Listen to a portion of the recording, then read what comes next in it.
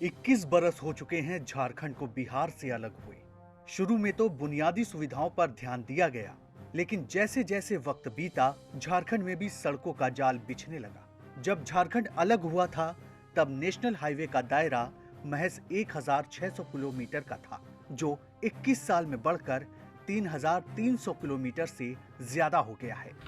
National highway की बात करें तो एक दिन में 29.8 किलोमीटर सड़क का निर्माण होता है। देश में नेशनल हाईवे के 888 प्रोजेक्ट देरी से चल रहे हैं।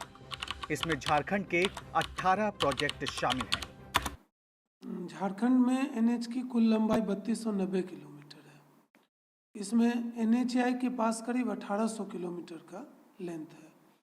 उसमें 343 किलोमीटर पूर्ण हो चुके हैं, 422 किलोमीटर में काम चल रहे हैं, 162 किलोमीटर में काम शुरू होने वाले हैं और 959 किलोमीटर में डीपीआर कंप्लीट होने वाले हैं। किसी भी राज्य में विकास के लिए सड़कों की कनेक्टिविटी यानी परिवहन सुविधाओं का खास महत्व होता है।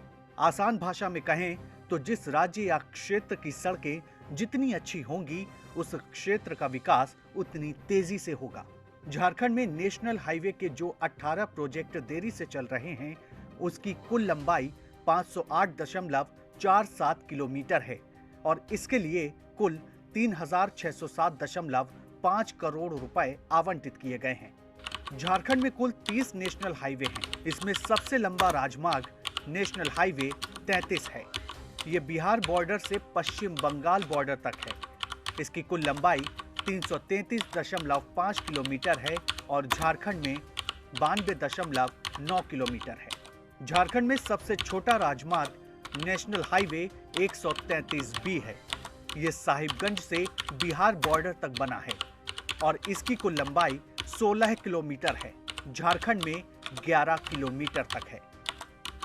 झारखंड में नेशनल हाईवे का एक ऐसा प्रोजेक्ट है जो 5 सालों से लटका है। इसका निर्माण धनबाद से बरवाड्डा से पश्चिम बंगाल के वर्धमान तक होना है। इसकी लंबाई 122.88 किलोमीटर होगी और इसमें 1665 करोड़ रुपए खर्च होंगे।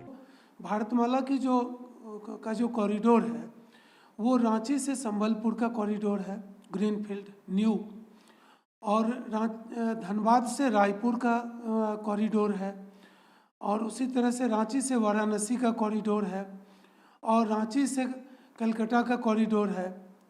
और इन चारों कॉरिडोरों में हम लोग ये सुनिश्चित कर रहे हैं कि कुछ रोड पहले से 4 लेन है उसको रख रहे हैं, लेकिन ज़्यादातर road greenfield new expressway design के और क्लोज एक्सेस वाले हमारे। झारखंड में अभी 7,617 करोड़ रुपए की लागत से 754 किलोमीटर सड़क निर्माण का काम चल रहा है। इसके अलावा 669.14 किलोमीटर नेशनल हाईवे के लिए डीपीआर तैयार किया जा रहा है।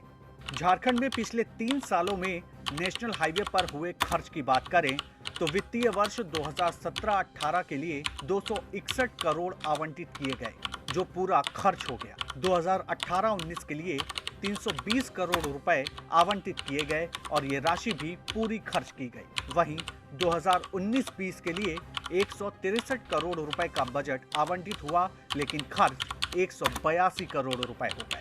झारखंड में हजारीबाग, बरही, कोडरमा राष्ट्रीय राजमार्ग और पलामू के नेशनल हाईवे 39 की स्थिति ठीक नहीं है।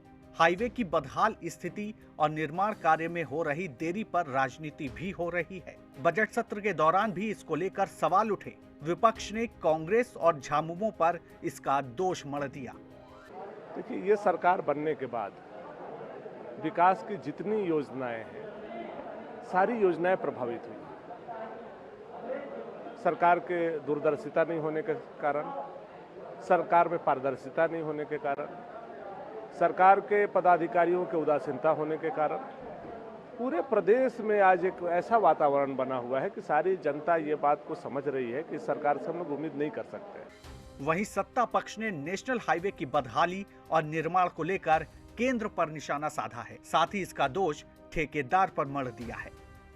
नहीं, एनएच तो अभी जीटी रोड में जो एनएच 2 है उसमें 6 लाइन हमारे यहाँ काम चल रहा है। आज 6 का नाम कर रहा है, जहाँ गड़बड़ी होती है तो हम लोग ध्यान दे करके उसको संज्ञान में देते हैं, उसको सुधारने का काम करता है। NH 33 में भी NH में भी काम हो रहा है। यह पूर्ण होने पर हजारीबाग से बरही पूर्ण होने पर हो गया है। थोड़ी बहुत काम है वो NH में, तो ऐसी कोई बहुत बड़ी बहुत लंबे समय से।